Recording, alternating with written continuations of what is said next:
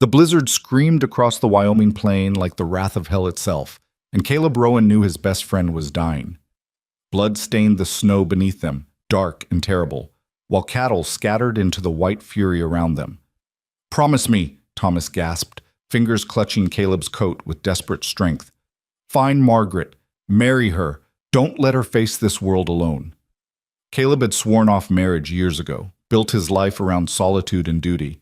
But as Thomas's grip weakened and his breathing rattled, Caleb heard himself speak the words that would change everything. "I give you my word." If you're watching from anywhere in the world, drop your city in the comments below. I want to see how far this story travels. Hit that like button and stay until the end, because Margaret Hale isn't the woman anyone expected, and the promise Caleb made in that storm is about to become something neither of them imagined. The storm had been building for 3 days. Caleb Rowan recognized the signs: the particular quality of silence before the wind rose, the way the cattle grew restless in their holding pens, the metallic taste in the air that spoke of snow and violence coming fast from the north. He'd spent 15 years working the high country ranches of Wyoming territory, and he'd learned to read weather the way some men read scripture. But Thomas Brennan had insisted they push the herd another 20 miles before making camp. "Weather'll hold," Thomas had said that morning, squinting at the gray sky with the confidence of a man who'd been ranching since childhood. "We get them to the winter pasture today. We save ourselves a week of hard driving come spring." Caleb had known better. He'd felt it in his bones, in the old shoulder injury that ached when cold was coming. But Thomas was his friend, had been since Caleb first arrived in Wyoming with nothing but a saddle, a rifle, and a reputation for keeping his word. Thomas had given him work when other ranches turned him away, had taught him the difference between surviving the frontier and mastering it. So Caleb had nodded, pulled his hat low, and helped push 300 head of cattle toward the high pasture. The blizzard hit them 6 hours later, swift and merciless. One moment they were driving cattle through cold but manageable conditions. The next, the world disappeared into howling white chaos. Visibility dropped to nothing. The temperature plummeted 20 degrees in as many minutes. The cattle panicked, scattering in all directions despite the cowboys' desperate attempts to keep them grouped. Caleb lost sight of Thomas almost immediately. He spent an hour searching through the storm, calling Thomas's name until his throat was raw, following tracks that the wind erased as quickly as they appeared. The cold was brutal, cutting through his layers of wool and leather like they were paper. Ice formed in his beard. His hands went numb even inside his gloves. He found Thomas's horse first, standing riderless near a cluster of rocks, reins trailing in the snow. Then he found Thomas himself, 20 yards away, sprawled in the snow with his leg twisted at an angle that made Caleb's stomach turn. Blood darkened the white ground beneath him, spreading from a wound where a sharp rock had torn through his thigh when the horse had thrown him. "Caleb," Thomas's voice was weak but steady. "Thought maybe you'd miss me in all this white." Caleb dropped to his knees beside his friend, hands already moving to assess the damage. The wound was bad, deep and ragged, bleeding too fast.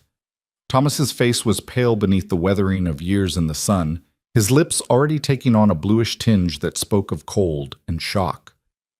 "We need to get you warm," Caleb said, though even as he spoke he knew the truth. They were miles from shelter, in the middle of a blizzard that showed no signs of letting up. Thomas had lost too much blood. The cold was already claiming him. "Don't!" Thomas caught Caleb's wrist with surprising strength. "Don't waste time on false comfort. We both know how this ends." The wind shrieked around them, driving snow into their faces, stealing what little warmth their bodies still generated. Caleb pulled off his own coat and wrapped it around Thomas, knowing it wouldn't be enough, unable to do nothing. "There's something you need to know," Thomas said. His breathing was labored now, each word an effort. "Something I should have told you months ago." Caleb pressed his hand against the wound, trying to slow the bleeding, but Thomas pushed it away. "Listen to me. There's a woman, Margaret Hale, lives back east in Pennsylvania. We've been writing letters for 2 years. I promised her a future here, promised I'd send for her come spring." Thomas's eyes were intense despite the pain, holding Caleb's gaze with desperate focus. "I was going to marry her, give her a real home, a real life." "Thomas, I need you to promise me something." Thomas's grip on Caleb's arm tightened. Find her. Marry her yourself. Don't let her come out here expecting a husband and find nothing but a grave. The request hit Caleb like a physical blow. Marriage.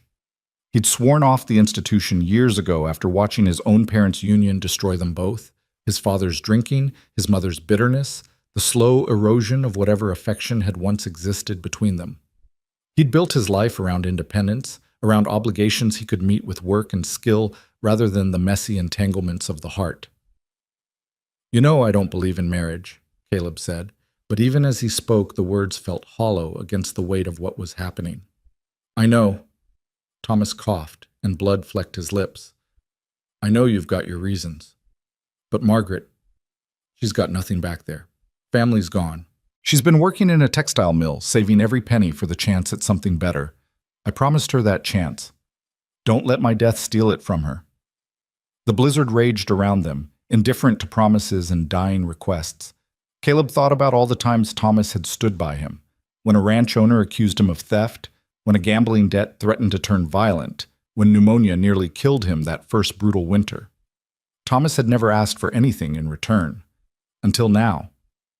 Promise me, Caleb. Thomas's voice was fading, each word softer than the last. I know what I'm asking. I know what it costs you. But give me your word. You've never broken a promise in your life. Don't start now.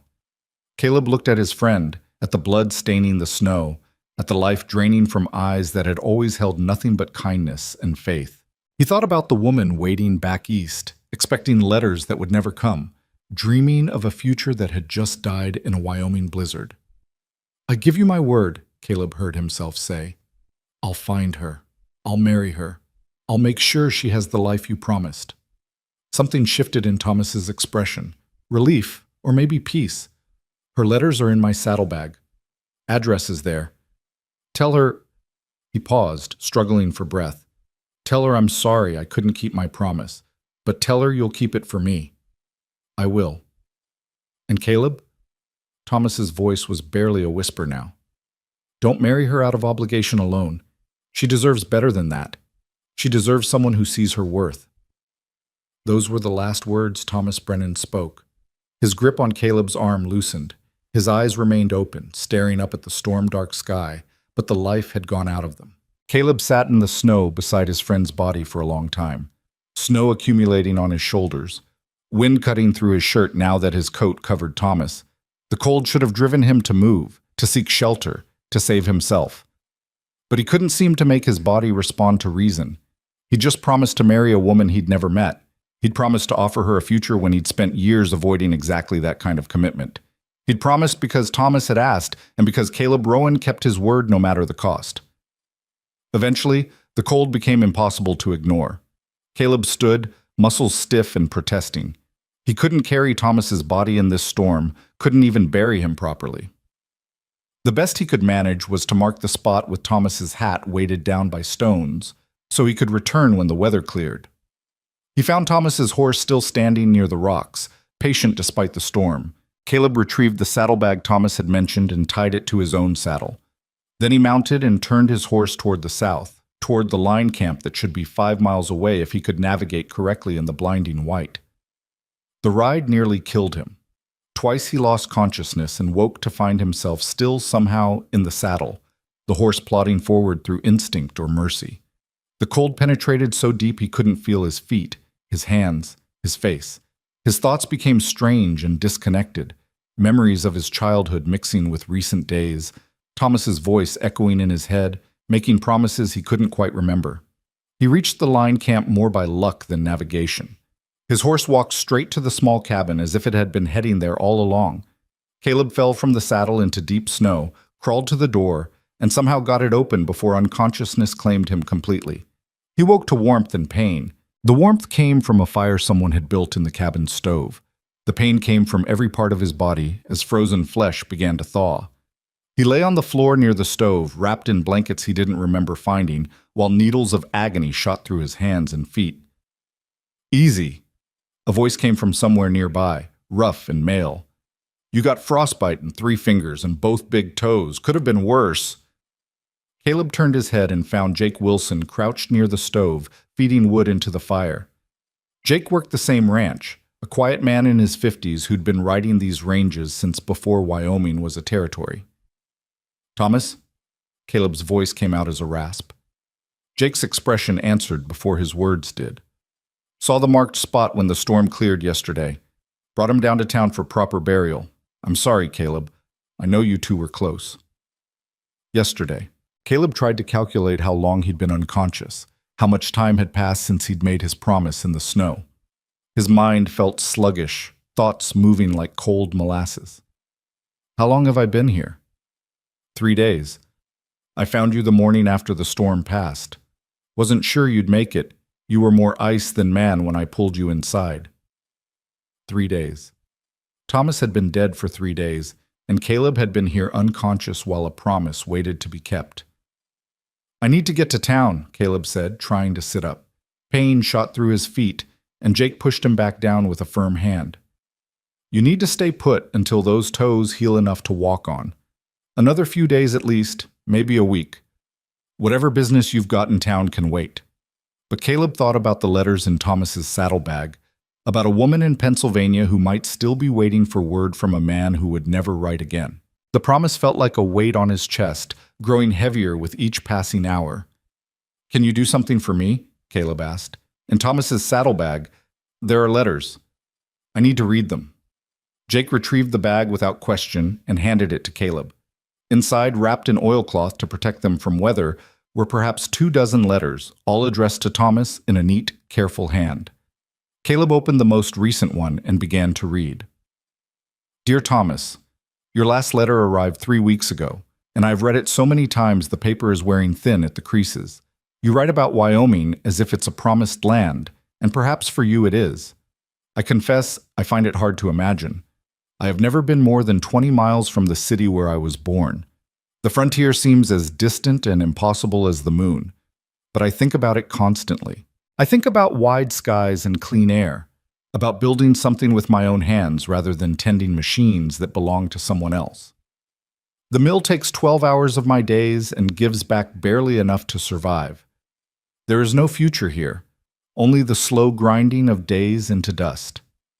You ask if I'm certain about coming west to marry a man I've only known through letters. The truth is, I'm not certain about anything except that staying here means dying by inches. Your letters offer hope, not just for a husband, though I won't pretend that isn't part of it, but for a life that belongs to me rather than to the mill owners and their endless hunger for profit.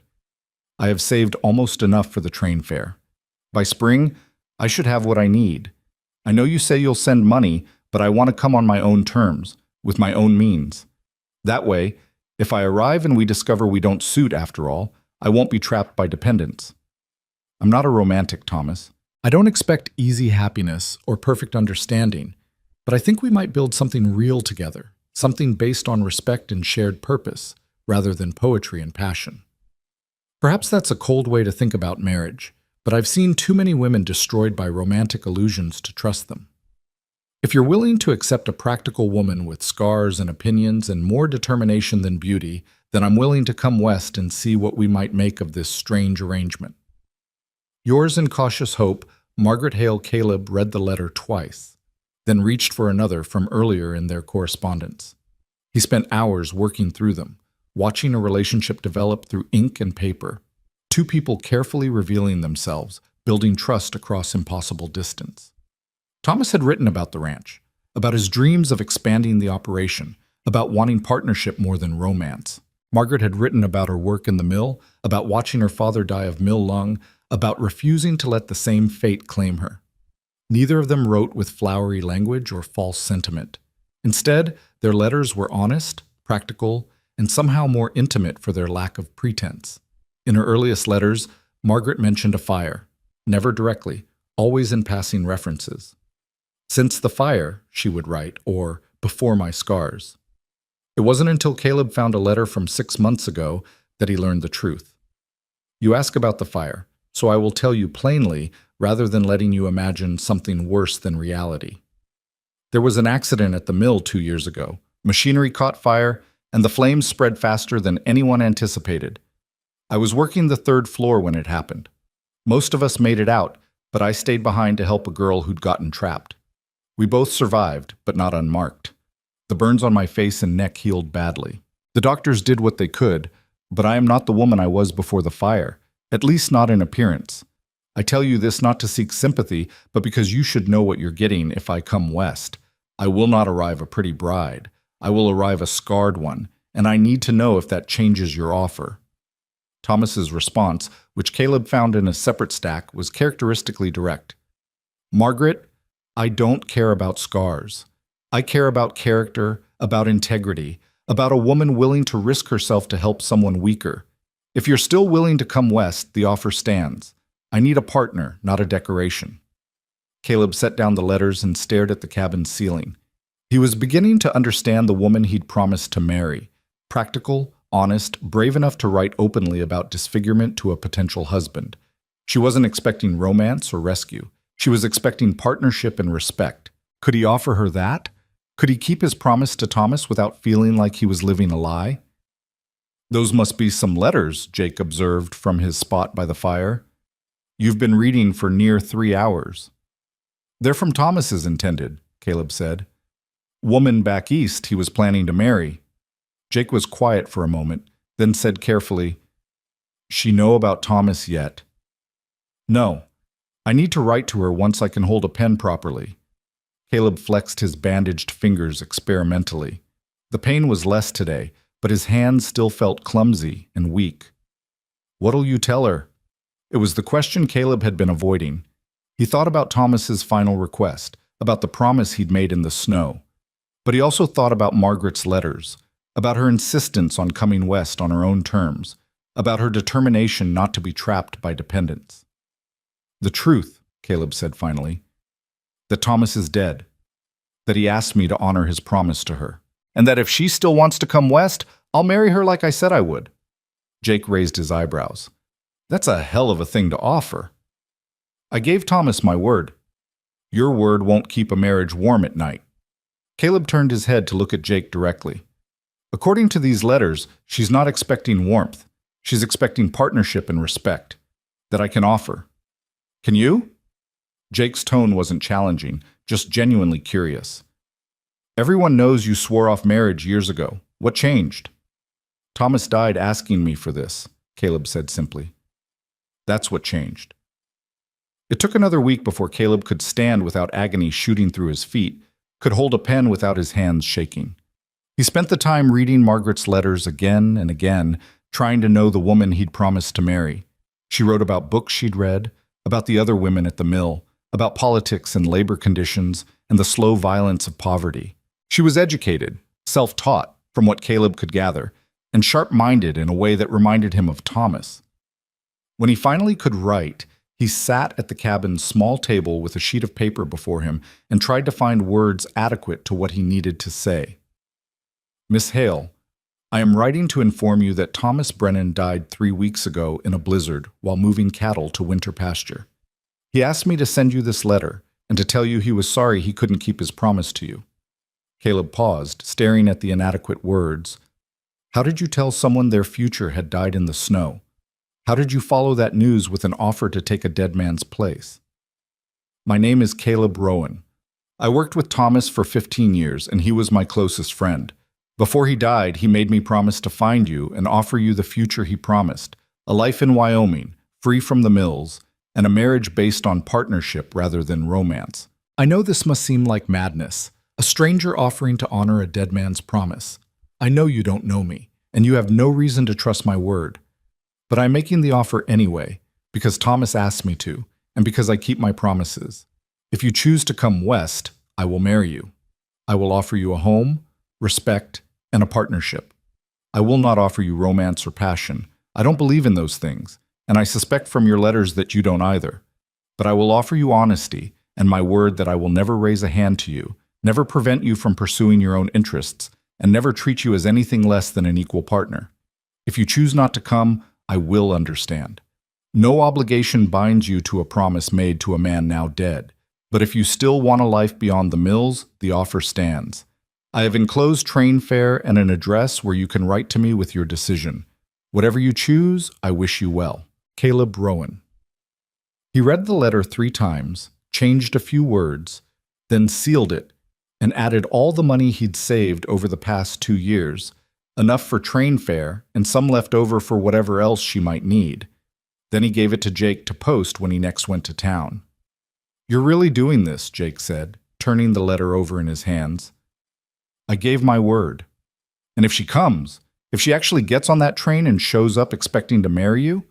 Caleb thought about Thomas dying in the snow, about promises made in storms, about a woman brave enough to write honestly about scars and hard truths. "Then I'll keep my promise," he said, "and we'll figure out the rest as we go." The letter went out on Monday. Caleb returned to work on Tuesday, limping on still healing feet, throwing himself into the physical demands of ranch work to avoid thinking about what he'd set in motion. He told no one except Jake about the letter or the promise. The other ranch hands knew Thomas had died, but they didn't know about Margaret, didn't know about the stranger Caleb had agreed to marry. Winter deepened. The cattle survived better than expected, though they lost about 30 head to the cold and predators. Caleb worked through Christmas without acknowledging the holiday, spent New Year's checking water sources and breaking ice so the herd could drink. He tried not to think about Pennsylvania, about mail coaches moving across frozen country, about a woman reading his letter and making a decision that would change both their lives. The response came in late January, delivered by the mail coach on a day when fresh snow was falling soft and steady. The postmaster in town handed Caleb the envelope with curiosity barely concealed on his weathered face. "Pennsylvania," the postmaster observed. "Don't recall you getting mail from back east before." Caleb took the letter without responding and walked out into the snow. He stood in the street outside the post office, hat collecting white flakes, and opened the envelope with hands that shook slightly despite the healing. "Mr. Rowan, I received your letter yesterday and have spent the night considering your offer. I will be honest. My first instinct was to refuse. The idea of marrying a stranger to honor a dead man's promise seems like something from a penny novel, not real life. But then I remembered that Thomas was real, and his promise to me was real, and the life I'm trying to escape is brutally, exhaustingly real. So I will accept your offer, with conditions. First, I am coming on my own terms, with my own money. I have saved enough for the journey, and I will not arrive in your debt. If we marry and it proves intolerable, I want the means to leave. Second, I expect honesty between us. You write that you don't believe in romance, and neither do I. But I expect respect, and I expect you to treat me as a partner rather than a burden you've inherited. Third, I will not be decorative or docile. I have skills sewing, teaching, basic medicine, and I intend to use them. If you're expecting a woman who will be content to stay in the kitchen and ask no questions, you should write back immediately and tell me not to come. If you can accept these conditions, then I will arrive in Wyoming on March 15th. I hope you meant what you wrote about honoring Thomas's promise, because I am trusting your word with my future. Margaret Hale. Caleb read the letter twice, standing in the falling snow while townspeople moved around him conducting their business. He thought about the conditions she'd laid out, reasonable, clear, designed to protect herself from dependence and exploitation. She was coming prepared to leave if necessary. She was coming with expectations of respect and partnership. He could meet those conditions. He could offer her honesty and respect. He could let her use her skills, could treat her as a partner rather than a decoration or burden. Whether he could offer her anything more than that, whether this practical arrangement could become something real, he didn't know. But he'd given his word to Thomas, and now he'd given it to Margaret. So he would keep his promise and hope. That was enough. March 15th. He had 6 weeks to prepare for a wife he'd never met, to figure out how to honor a promise made in a storm to a dying friend. 6 weeks to transform his solitary life into something that might accommodate partnership. Caleb folded the letter carefully and slipped it into his coat pocket, close to his heart, where Thomas's last words still echoed. Then he turned his face to the falling snow and began walking back toward the ranch, thinking about all the ways a promise could change a life, and wondering if he'd just made the biggest mistake of his existence or the first truly right decision in years. The snow fell steady and soft, covering his tracks as fast as he made them. And somewhere 3,000 miles away, a woman with scars and skills and more determination than beauty was preparing to board a train west, trusting the word of a stranger who'd promised to give her the future a dead man could not. The 6 weeks passed both too quickly and not quickly enough. Caleb found himself caught in a strange suspension between his old life and whatever was coming. The ranch work continued as it always had, feeding cattle, repairing fences damaged by winter storms, breaking ice on water troughs every morning. But underneath the familiar rhythms, anxiety hummed constant and low. He'd never lived with a woman, never shared his space with anyone except briefly during cattle drives or shared bunkhouse nights. His cabin was a bachelor's domain, functional but sparse, with none of the comforts a woman might expect. He spent his evenings after work trying to make it more presentable, though he had little idea what that actually meant. "You're wearing a hole in that floor with all your pacing," Jake observed one night when he'd stopped by with supplies.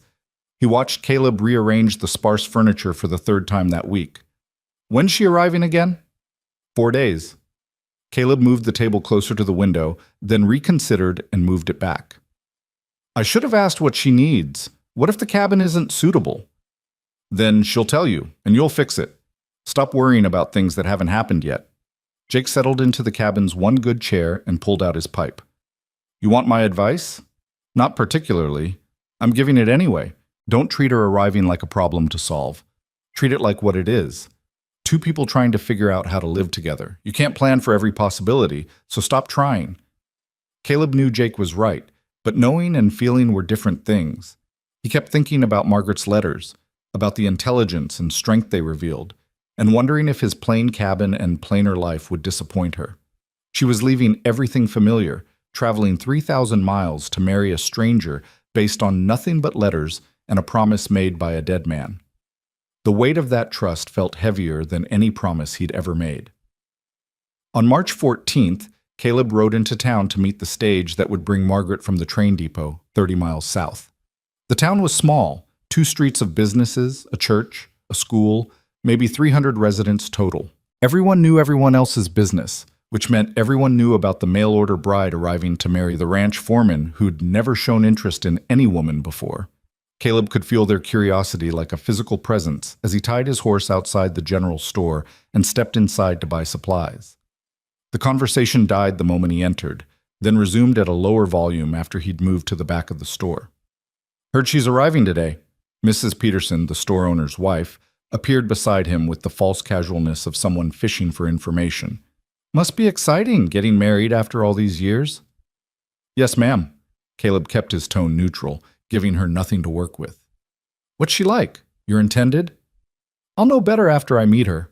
Mrs. Peterson's eyebrows rose at that admission, but before she could ask more questions, her husband called her to help another customer. Caleb paid for his purchases quickly and escaped back to the street. The stage wasn't due until afternoon, but Caleb found himself unable to stay away from the depot. He sat on the bench outside the small building, watching the road and trying to imagine what Margaret looked like. Her letters had mentioned scars, but given no other description. Tall or short, dark-haired or fair. Would he recognize her somehow, or would they stand there like strangers until someone made an introduction? Other townspeople found reasons to pass by the depot throughout the morning. Some nodded to Caleb. Others pretended not to see him while clearly watching from the corners of their eyes. He understood their curiosity. In a town this small, any newcomer was an event. A mail-order bride with scars arriving to marry a man who'd sworn off marriage was practically a spectacle. The stage finally appeared at 3 o'clock, rattling down the main street with dust rising behind it. Caleb stood, his heart hammering against his ribs in a way that annoyed him. He was 35 years old, too old to be nervous about meeting a woman. But his hands felt damp inside his gloves, and his throat had gone dry. The stage rolled to a stop in front of the depot. The driver climbed down and opened the door. 2 passengers emerged, a traveling salesman Caleb recognized from previous visits, and an older woman who was immediately claimed by waiting family. Then a 3rd passenger stepped down. Caleb knew her instantly, though he couldn't have said why. Maybe it was the way she moved, careful but not hesitant, taking in her surroundings with sharp attention. Maybe it was something in how she held herself, straight-backed and composed, despite what must have been an exhausting journey. She was taller than he'd expected, perhaps 5.5 feet, with dark hair pulled back severely from her face. She wore a traveling dress of dark gray wool that had seen better days but was scrupulously clean and well-maintained, and she was scarred exactly as her letters had described. Burn marks ran down the right side of her face and neck, the skin tight and discolored, pulling her mouth slightly at one corner. She saw him watching and met his gaze directly. Her eyes were dark, assessing, revealing nothing of what she thought or felt. Caleb stepped forward before he could overthink it. "Miss Hale? Mr. Rowan?" It wasn't a question. She studied him for a long moment, and he had the uncomfortable sensation of being evaluated and measured against some internal standard. "You look like a man who keeps his word." "I try to." He gestured toward her bags, which the driver was unloading from the stage. "Are these all yours?" "Everything I own." She said it matter-of-factly, without self-pity. 2 small trunks and a carpet bag. Her entire life reduced to what she could carry on a train. "I travel light." They stood there awkwardly while the driver finished with the luggage and the stage pulled away toward the livery. Caleb was aware of eyes watching from windows and doorways, of the whole town bearing witness to this first meeting. Margaret noticed too. She glanced around at the faces quickly hidden behind curtains, then looked back at Caleb with something that might have been amusement. "I seem to be providing entertainment. Small town, not much else to watch." "Then let's give them something worth seeing." She picked up her carpet bag and turned to face him squarely. "I came 3,000 miles to marry you based on a promise and some letters. I'm tired, I'm hungry, and I'm standing in the middle of a street being stared at by strangers. So I need you to tell me directly. Are you still willing to go through with this? Or did you write that letter in a moment of grief and hope I wouldn't actually come?" The bluntness caught him off guard, but he appreciated it. No false courtesy, no pretense of romance, just honest need for honest answers. "I'm still willing," he said. "I keep my promises, Miss Hale. I told Thomas I'd do this, and I told you the same. If you want to marry me, I'm ready." "Good." She nodded once, decisive. "Then let's find somewhere private to talk before we make it official. I have questions, and I suspect you do too." Caleb picked up her trunks. They were heavier than they looked, packed tight with everything she valued enough to bring west. "There's a restaurant 2 buildings down. We could get you some food and talk there." "Perfect." They walked down the street together, Caleb carrying her trunks, and Margaret keeping pace beside him with her carpet bag. He could feel the town watching, could imagine the conversations that would fill supper tables that night. But Margaret seemed unconcerned by the attention, her focus entirely on the practical matter of getting food and having a conversation. The restaurant was nearly empty at this hour, the dinner rush not yet started. Caleb chose a table in the back corner away from windows and curious ears. Margaret sat across from him and removed her hat, revealing more of the scarring that tracked up past her hairline. "You're staring," she observed without rancor. "Sorry, just, you describe the scars in your letters, but seeing them is different. Most people look away. You're at least honest about it." She folded her hands on the table and met his eyes. "Let's be direct with each other, Mr. Rowan. We're strangers about to get married. We should at least know what we're agreeing to." The restaurant owner's daughter came to take their order, a young woman named Sarah who'd been 2 grades behind Caleb in the town's small school years ago. She tried not to stare at Margaret and failed, her eyes drawn repeatedly to the scars before flickering away in embarrassment. "Stew for both of us," Caleb said. "Coffee too, and whatever pie you have today." After Sarah left, Margaret leaned forward slightly. "I'll start. What did Thomas tell you about me?" "Nothing. I only learned about you after he died from his letters." Caleb paused, considering how much to share. "I read your correspondence with him. I hope that doesn't offend you. I needed to know who I was writing to." "I'd have done the same." Margaret nodded slowly. "So you know about the fire, about my work at the mill, about why I wanted to leave?" "Yes." "And knowing all that, you still offered to marry me. Why?" It was a fair question. Caleb took his time answering, wanting to give her truth rather than comfort. "Because I promised Thomas I would, because you wrote in those letters like someone I could respect, and because I don't see why scars should matter when it comes to partnership." "Partnership," Margaret repeated the word like she was testing its weight.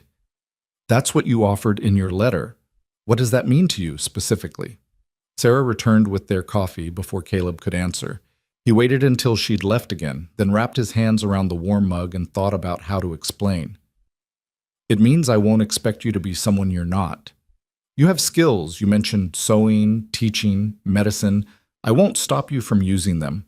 It means you'll have a say in decisions that affect both of us, and it means I'll treat your opinions with respect even when I disagree with them. And in exchange, I expect the same: honesty, respect, partnership in building a life, even if it's not the life either of us imagined. Margaret sipped her coffee, studying him over the rim of the cup. What about the other parts of marriage, the physical parts? The directness startled him, but he matched it. I won't force anything you're not willing to give. If we get to that point, it'll be because we both choose it. Good. She set down her cup. I've been alone a long time, Mr. Rowan. I've learned to take care of myself, to not depend on anyone for things I can do myself. I'm not looking for someone to rescue me or take care of me.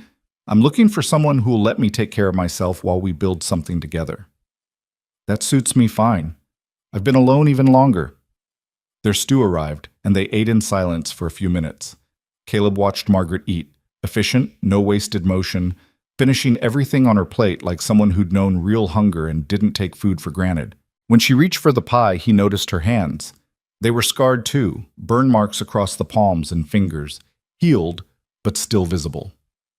You got those helping someone, he said, remembering that letter. The girl at the mill. Margaret glanced at her hands as if seeing the scars for the first time. Her name was Annie. She was 15. The foreman had positioned her next to machinery that violated safety standards, but she needed the work so she didn't complain. When the fire started, she couldn't get free. Her skirt had caught in the gears. Did she survive? Yes. Married a shopkeeper's son last year and moved to Philadelphia. She writes to me sometimes. Margaret's expression softened slightly. She says I saved her life, but really, I just did what anyone should have done. Not anyone did do it, though. Just you. Someone had to. She finished her pie and pushed the plate away. Is there a preacher in this town? I'd like to get the marriage done today if possible. I'm too tired to wait and too practical to see the point in delay. Caleb felt something shift in his chest. Not quite fear, not quite anticipation. You're certain? We could wait a few days, let you rest, and get your bearings. I'm certain. I didn't come 3,000 miles to hesitate at the finish line. Margaret's dark eyes held his. Unless you're having second thoughts. No second thoughts, just making sure you have the chance if you need it. I don't need it. She stood, brushing crumbs from her skirt. I'm 28 years old, Mr. Rowan. I've worked in mills since I was 14. I've survived fires and seen good people ground down by poverty and indifference. I know what I want, and I know what I'm willing to accept. If you're offering partnership and respect, I'm ready to be your wife. Caleb rose as well, leaving money on the table for their meal. The preacher lives above the church. We can go there now if you want. I want. They walked through town again, this time with clear purpose in their steps. The sun was lowering toward the western mountains, casting long shadows across the dirt street. A few people called greetings to Caleb, their curiosity about Margaret obvious even when they tried to hide it. The church was a simple wooden building at the edge of town, white paint peeling in places but structurally sound. Reverend Martin lived in rooms built onto the back. Caleb knocked on his private door rather than entering through the church proper. Reverend Martin answered wearing shirt sleeves and an expression of mild surprise. He was a thin man in his 60s with kind eyes and a gentle manner that had served him well in a frontier town where life could be brutal. Caleb, I wasn't expecting you. His gaze shifted to Margaret, taking in her travel-worn appearance and scarred face without any visible reaction beyond polite interest. And you must be Miss Hale. Welcome to Wyoming. Thank you, Reverend. We'd like to get married if you're available. Margaret's tone was polite but businesslike. Reverend Martin blinked. Right now? Don't you want time to settle in first, get to know each other a bit? We've been corresponding for some time, Caleb said, which was technically true even if the correspondence hadn't been with him. And we'd both prefer to handle the formalities quickly. The Reverend studied them both for a long moment, and Caleb had the uncomfortable sense of being seen through, as if the older man knew exactly how unusual this situation was and was deciding whether to question it further. All right, Reverend Martin said finally. Let me get my coat and we'll do this properly. You'll need witnesses, though. Church law requires two. I'll find someone. Caleb stepped back into the street and looked around. Jake was probably at the saloon this time of day, but before he could head that direction, he spotted Mrs. Peterson and her husband closing up their store for the evening. Mr. Peterson, Caleb called. Could I ask a favor? 10 minutes later, they stood in the church with Reverend Martin, the Petersons serving as witnesses despite Mrs. Peterson's obvious desire to ask questions that her husband kept quietly discouraging. Late afternoon light filtered through the simple windows, painting everything in shades of amber and gold. Margaret had removed her coat and stood beside Caleb in her gray dress, straight-backed and composed. If she felt any nervousness, she didn't show it. Caleb found himself drawing strength from that composure, letting it steady his own uncertain nerves. Marriage is a serious covenant, Reverend Martin began, his voice taking on the formal cadence of ceremony. It should not be entered into lightly, but with full understanding of the commitment being made. He looked at each of them in turn, and Caleb wondered if the Reverend could see what they really were. Two strangers bound by a promise made to a dead man, trying to build something real from obligation and hope. Caleb Rowan, do you take this woman to be your lawfully wedded wife, to have and to hold from this day forward, for better or for worse, for richer or for poorer, in sickness and in health, until death do you part? I do. The words came easier than Caleb expected. Margaret Hale, do you take this man to be your lawfully wedded husband, to have and to hold from this day forward, for better or for worse, for richer or for poorer, in sickness and in health, until death do you part? Margaret didn't hesitate. I do. Do you have rings? Caleb shook his head, but Margaret reached into her pocket and produced a simple gold band. Thomas sent this in one of his letters, she said quietly. He said it was his mother's. I think he'd want it used. Caleb took the ring, his throat suddenly tight. Thomas had never mentioned sending a ring to Margaret, had never said how serious his intentions had been. But here was the evidence. His mother's wedding band, sent 3,000 miles as a promise of a future he hadn't lived to provide. Caleb slipped the ring onto Margaret's finger. It fit perfectly, as if Thomas had somehow known exactly what size she needed. By the power vested in me by the territory of Wyoming, I now pronounce you husband and wife. Reverend Martin smiled gently. You may kiss the bride if you wish. Caleb looked at Margaret, uncertain. They'd agreed on partnership, not romance. But she stepped forward and lifted her face to his, offering him the choice. He bent and pressed his lips to hers briefly, a kiss more of sealing than passion, but real nonetheless. Congratulations, Mrs. Peterson said, clearly bursting with questions she was too polite to ask in front of the Reverend. They signed the marriage register, their names appearing one after the other in Reverend Martin's neat handwriting. Caleb Rowan. Margaret Hale Rowan. Wife and husband by law, if not yet by anything deeper. I should give you both some counsel, Reverend Martin said as he blotted the ink. Marriage between strangers is not an easy road. You'll need patience with each other, and grace for the inevitable misunderstandings. Don't let pride keep you from speaking honestly, and don't let fear keep you from listening truly. Thank you, Reverend. Margaret shook his hand firmly. We'll remember that. They walked back out into the evening, married now, bound by law and promise. Caleb's horse waited where he'd tied it, patient despite the hours. He loaded Margaret's trunks while she stood nearby, looking at the darkening sky. It's different here, she said softly. The sky. It goes on forever. Gets bigger once you're out of town. Wait until you see it from the ranch. He helped her mount behind him. His horse was used to carrying double on occasion, and she settled onto the saddle with her arms around his waist. It was the closest they'd been to each other, the most intimate contact they'd shared. Caleb could feel her warmth against his back, could smell the dust of travel in her hair mixed with something else. Lavender soap, maybe, or something she used for washing. The ride to the ranch took 40 minutes. Margaret didn't speak, just held on and looked at the landscape rolling past them. The sun had fully set by the time they reached the cabin, leaving the world painted in shades of dusk. Lamplight glowed from Jake's place half a mile away, but Caleb's cabin was dark. He dismounted and helped Margaret down, then lit the lamp he kept by the door. Warm light filled the single room that was now their home. His bed in one corner, a small stove for cooking and heat, a table with 2 chairs, shelves for supplies and books. Sparse but clean, functional but not welcoming. "I know it's not much," Caleb said, suddenly seeing the space through her eyes and finding it wanting. "I can build on if you need more room." Margaret walked slowly around the cabin, taking in every detail.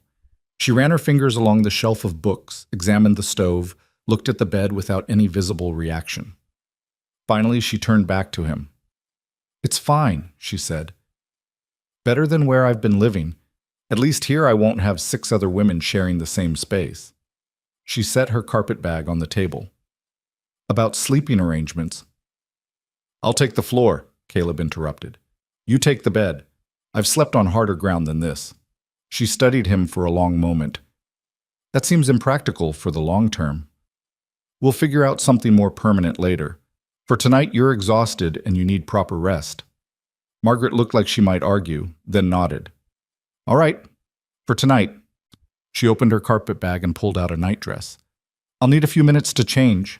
Caleb stepped outside to give her privacy and to tend to his horse. The night was cold but clear, stars beginning to emerge in a sky that stretched impossibly wide. He thought about Thomas, who should have been here to welcome Margaret himself. He thought about the promise made in a blizzard, and the woman who'd traveled 3,000 miles to trust the word of a stranger. When he returned inside, Margaret was in her nightdress with her hair loose around her shoulders, the first time he'd seen it unpinned. It was longer than he'd expected, falling nearly to her waist, dark and thick.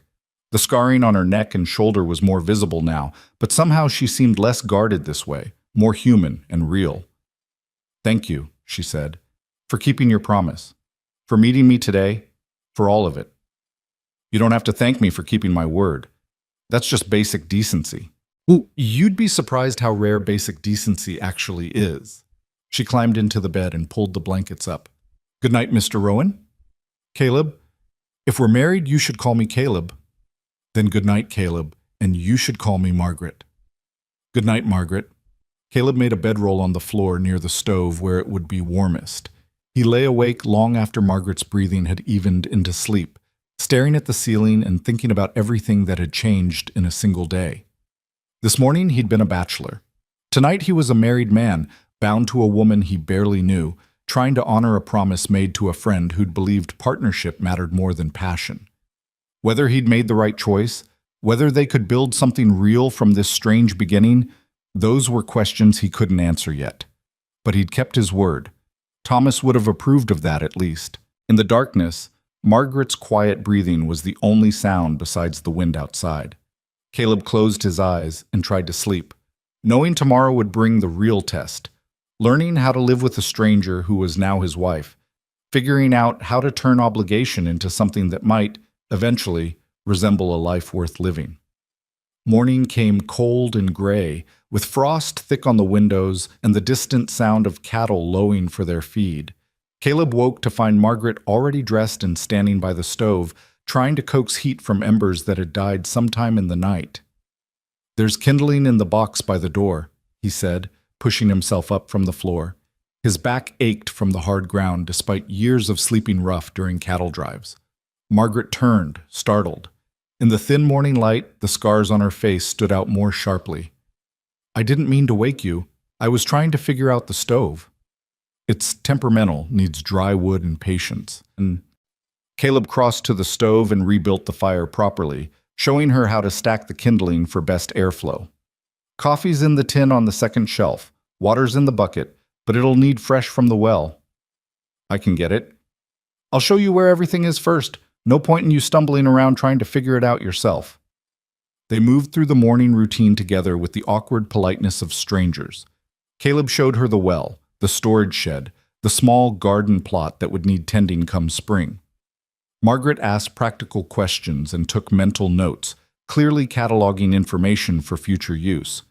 When they finally sat down to breakfast, coffee, and yesterday's biscuits that Caleb had bought in town, the silence stretched uncomfortably between them. "I should explain how things work here," Caleb said finally. I work at the Broken Creek Ranch 6 days a week. I leave before dawn, come back around sunset. Sundays are my own time, and I usually spend them handling things around the cabin. Margaret nodded, cradling her coffee cup. What exactly do you do at the ranch? I'm the foreman. I oversee the crew, manage the herd, make decisions about breeding and selling. The owner trusts me to run things day to day. And the pay? Enough. We won't be rich, but we won't starve either. He paused, then added, You mentioned in your letters that you wanted to use your skills. There might be opportunities in town. The school teacher's getting old, and Mrs. Henderson, who does most of the sewing work, has arthritis bad in her hands. I'll look into it. Margaret set down her cup and met his eyes directly. I need to be honest with you about something. I have $43 saved. It's not much, but it's mine, and I'm keeping it separate. If this doesn't work, if we can't make a life together, I need to know I can leave. The words stung more than Caleb expected, but he kept his expression neutral. That's fair. I told you I wouldn't trap you with dependence. I'm not saying I plan to leave. I'm just saying I need the option to exist. Margaret's voice was steady, but not unkind. I've seen too many women stuck in situations they couldn't escape because they had no money of their own. I understand. And I meant what I said yesterday. You're free to work, to keep your own money, to use your skills however you see fit. Something in her posture relaxed slightly. Thank you. I know that's not how most men think about marriage. I'm not most men. Caleb stood and collected their cups. I need to get to the ranch. Will you be all right here alone? I've been taking care of myself for 14 years. I think I can manage. But there was a hint of something else in her voice, maybe uncertainty, maybe loneliness. Although if you could show me where the nearest neighbor lives, just in case something happens. Jake Wilson's place is half a mile south. You can see his lamplight at night. He's trustworthy if you need help. Caleb pulled on his coat and hat. There's venison in the cold storage and potatoes in the bin. Take whatever you need. Margaret walked him to the door. In the morning light, her dark eyes looked almost black. Caleb, thank you for not making this harder than it has to be. Some men would resent a wife who kept her own money. Some men are fools. He settled his hat and stepped out into the cold. I'll be back by dark. The ride to Broken Creek Ranch took 20 minutes through country that was just beginning to wake from winter.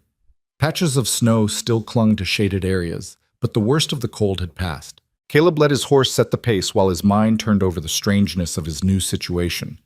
Going to work like always, but now returning home to a wife instead of an empty cabin. The ranch yard was busy with morning activity when he arrived. Cowboys moved between the barn and bunkhouse, preparing for the day's work. Smoke rose from the main house where the owner, Samuel Garrett, lived with his elderly mother. Everything looked exactly as it had yesterday, but somehow Caleb felt like he was seeing it all differently, as if marriage had shifted his perspective on familiar ground. Jake intercepted him before he reached the barn. So you actually did it. Got married yesterday. News travels fast. Mrs. Peterson came by the saloon last night, full of information about the wedding and the scarred bride who showed up on the stage.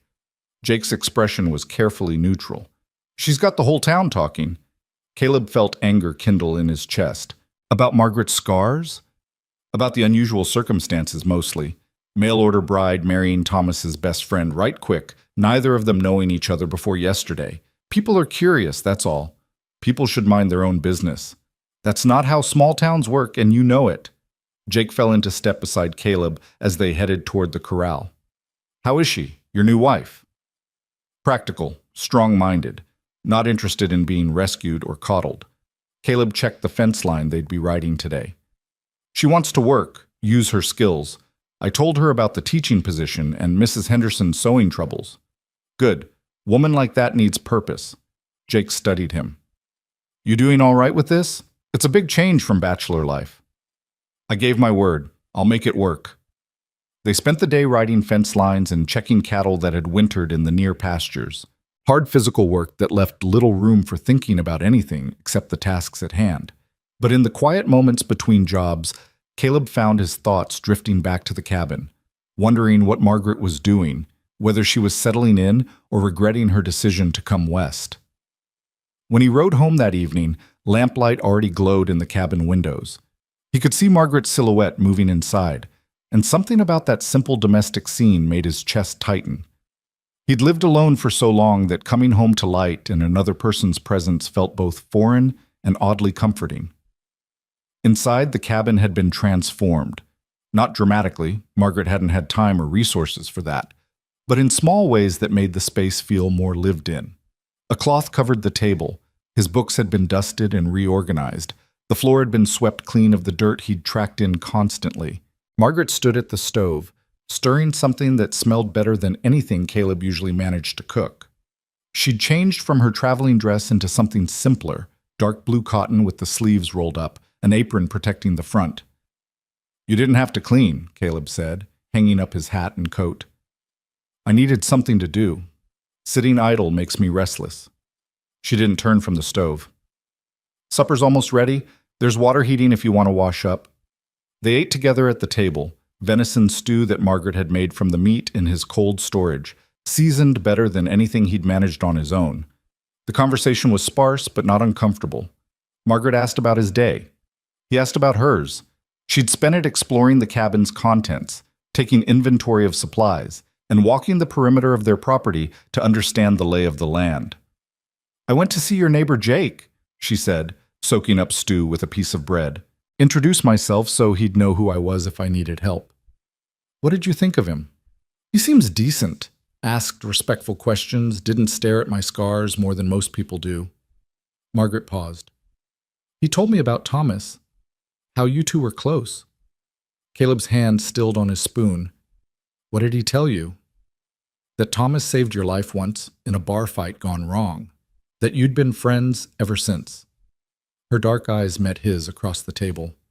"He also said Thomas was a good man who deserved better than dying in a blizzard." "He did deserve better." Caleb set down his spoon, appetite suddenly gone. "I think about that sometimes. If I'd insisted we wait out the storm instead of pushing the herd, he'd still be alive. You'd be marrying the man you were supposed to marry instead of settling for his friend." "Don't." Margaret's voice was sharp. "Don't do that to yourself. Weather happens, accidents happen. You can't carry guilt for circumstances beyond your control. I made him a promise as he was dying. The least I can do is feel something about his death." Feeling something and carrying guilt are different things. She reached across the table and touched his hand briefly, the first time she'd initiated physical contact. "Thomas made his own choices. You're honoring his memory by keeping your word. That's enough." They finished the meal in silence, but it felt different now. Less awkward, more like two people learning to exist in the same space. After supper, Margaret insisted on cleaning up while Caleb tended to evening chores. When he came back inside, she was sitting at the table with a basket of mending she'd apparently found. "These are all yours?" she asked, holding up a shirt with a torn seam. "Haven't had time to fix them properly." "I'll do it. It's what I'm good at." Her needle moved quick and sure through the fabric, stitches small and even. "I was thinking about what you said this morning, about the teaching position and the sewing work. Tomorrow I'd like to go into town and introduce myself properly. Let people know I'm available for work. I can take you in the morning before I head to the ranch." "I'd appreciate that." Margaret tied off a thread and reached for another shirt. "I'll need to establish myself quickly if I'm going to contribute financially." "You don't have to." "Yes, I do." She looked up from her sewing. "Not because you're demanding it, but because I need to. I told you. I need to know I can take care of myself. That means earning my own money, having my own purpose beyond being someone's wife." Caleb understood that need better than he could articulate. He'd spent his whole adult life building independence, creating a life where he answered to no one except himself and his employer. The idea of being completely dependent on someone else would have terrified him too. The next morning, he took her into town as promised. Margaret had dressed in her better dress, still simple, still practical, but clean and well-maintained. She'd pinned her hair up severely, perhaps trying to draw attention away from her scars, though Caleb doubted it would work. In a town this small, everyone would already know who she was and why she'd come. Their first stop was the schoolhouse, a small building at the edge of town where Miss Sarah Pritchard had been teaching for nearly 30 years. Miss Pritchard was a tiny woman in her 60s, sharp-minded but increasingly frail. She looked up from her desk when Margaret and Caleb entered, surprise and interest warring on her weathered face. "You must be the new Mrs. Rowan," Miss Pritchard said, gesturing them toward chairs. "The whole town's been talking about you." "I'm sure they have." Margaret's tone was dry, but not bitter. "Mr. Rowan mentioned you might need assistance with teaching." "I need more than assistance. I need a replacement." Miss Pritchard set down her pen. "I should have retired 5 years ago, but there was no one else to take over. These children deserve a younger teacher, someone with energy and modern methods." "I'm not formally trained," Margaret admitted, "but I'm educated. I can teach reading, writing, arithmetic, history, and geography. I worked with the younger girls at the mill, teaching them letters so they could read labor contracts and understand what they were signing." Miss Pritchard's eyebrows rose. "That's more practical than most teaching. Can you handle discipline? Some of the older boys can be difficult." "I managed a floor of 40 women at a textile mill. I think I can handle a classroom of children." A smile tugged at Miss Pritchard's mouth. "I believe you can. When could you start?" "As soon as you need me." They discussed terms. Miss Pritchard would pay Margaret a small salary from the town's education fund while training her, with the intention of Margaret taking over fully by next school term. It wasn't much money, but it was something, and more importantly, it was purposeful work that would give Margaret standing in the community. Their next stop was Mrs. Henderson's house, a tidy cottage near the church. Mrs. Henderson answered the door with gnarled hands that spoke of years of hard work and recent pain. Her eyes widened at the sight of Margaret's scars, but she recovered quickly. "Mrs. Rowan, I heard you were in town. What can I do for you?" "I understand you do sewing work for the community," Margaret said. "I wondered if you might need assistance. I have experience with everything from basic mending to dress construction." Mrs. Henderson's expression shifted from polite interest to genuine hope. "Come in, please. Let me show you what I'm working with." Inside, the cottage was filled with partially completed projects: dresses that needed hemming, shirts awaiting buttons, a wedding dress in pieces waiting for assembly. Mrs. Henderson's hands shook as she gestured toward the piles of work. "I used to be able to finish 3 dresses a week," she said, frustration evident in her voice. "Now I'm lucky if I complete one. The arthritis gets worse every year, but people still need clothes, and there's no one else in town who does this work." Margaret picked up the wedding dress pieces and examined them with a critical eye. "This is beautiful work. The stitching is excellent." It was excellent. "Now it takes me twice as long and the quality suffers." Mrs. Henderson sank into a chair. "I've been thinking of giving up entirely, but then what would people do? The nearest seamstress is 30 miles away." "What if we work together?" Margaret suggested. "You could handle the design and cutting, the parts that require experience and skill. I could do the actual stitching and finishing. We'd split the payment based on the work each of us contributes." Mrs. Henderson studied Margaret for a long moment. "You'd be willing to do that? Work for half payment when you could just take over entirely? You've built a reputation here. You have relationships with customers and knowledge of their preferences. That's valuable, and I won't pretend otherwise." Margaret set down the dress pieces. "I'm new here. I need to establish trust. Working with you does that, while also letting you continue work you obviously love." "You're an unusual woman, Mrs. Rowan." "So I've been told." They agreed to try the arrangement, starting with the wedding dress that was needed in 3 weeks. Mrs. Henderson would handle cutting and design decisions. Margaret would do the sewing. They'd split the payment 60-40 in Mrs. Henderson's favor since it was her reputation bringing in the work. By the time Caleb and Margaret left Mrs. Henderson's cottage, it was nearly noon. They walked toward where Caleb had left his horse, and he noticed how people watched them pass, some with open curiosity, others trying to be subtle about their interest. Margaret seemed to notice too, but didn't acknowledge the attention. "That was easier than I expected," she said. "I thought I'd have to work harder to convince them to give me a chance." "You're filling needs that aren't being met. That makes you valuable regardless of what you look like." Caleb paused, then added, "Though I suspect Miss Pritchard and Mrs. Henderson saw past your scars faster than most will. They're practical women. Practicality has no room for vanity or prejudice." Margaret glanced at him. You should get to work. I can walk back to the cabin on my own. It's 4 miles. I have legs. I know how to use them. Caleb recognized that tone. Margaret asserting her independence, reminding him she wasn't helpless. All right, but take water and be careful of the stream crossing. It's running high with snowmelt. I'll be careful. He watched her walk away, straight-backed and purposeful, before mounting his horse and heading toward the ranch. Jake found him an hour later, checking fence posts in the north pasture. Heard your wife's already set herself up with work, Jake said without preamble. Teaching and sewing both. Town's impressed. She's not one to sit idle. No, I imagine not. Jake hammered a loose post back into place. Mrs. Peterson was in the store this morning, telling anyone who'd listen about how capable Mrs. Rowan is. Said the scars don't matter when you see how she handles herself. Caleb felt a flash of protective anger. The scars shouldn't matter at all. In a perfect world, maybe. But this isn't a perfect world, and you know it. Your wife's going to face comments, stares, maybe worse. Question is whether she can handle it.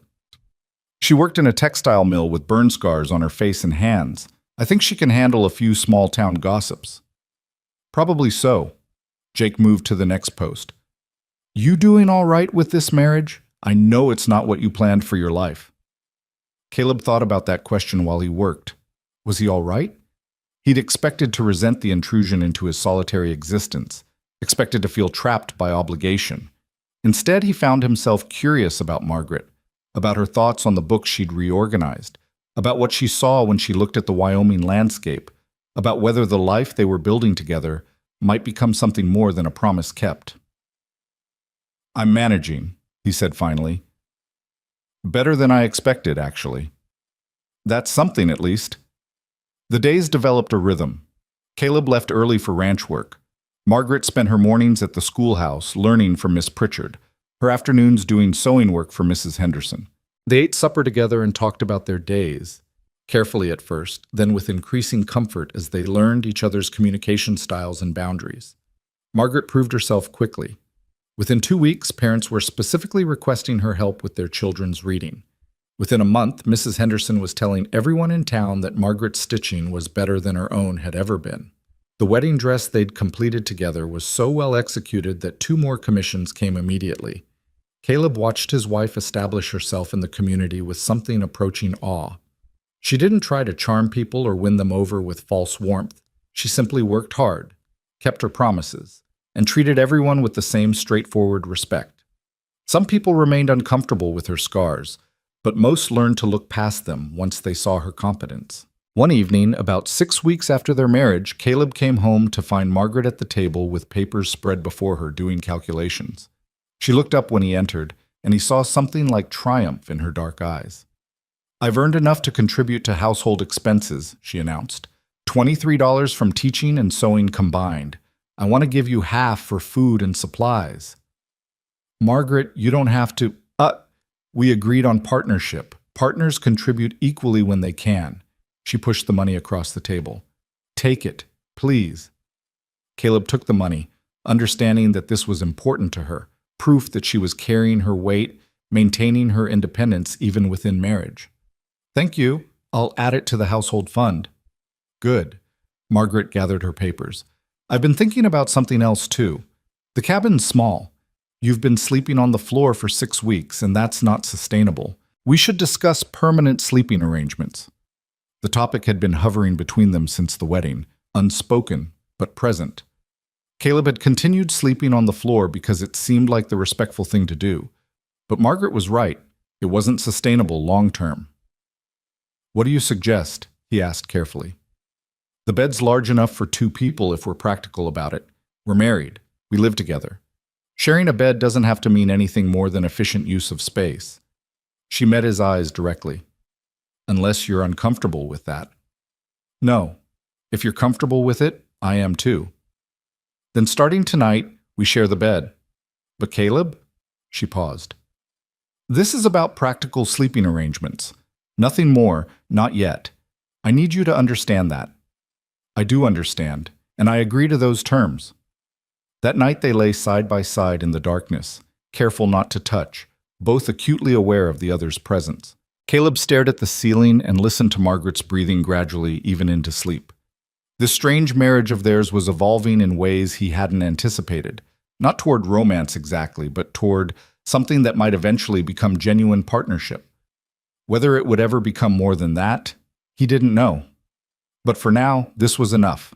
Two people learning to trust each other, building a life together one careful step at a time, honoring a promise made in a storm, while discovering they might actually want what they'd agreed to out of obligation. In the darkness, Margaret's presence beside him felt less like an intrusion and more like something he was beginning to depend on, though he wouldn't have admitted that even to himself. Spring came to Wyoming with sudden intensity, transforming the brown landscape into something alive with green and wild flowers. The cattle grew fat on new grass. The ranch work intensified with calving season and preparations for summer grazing. Caleb found himself working longer hours, leaving before dawn and returning well after dark most evenings.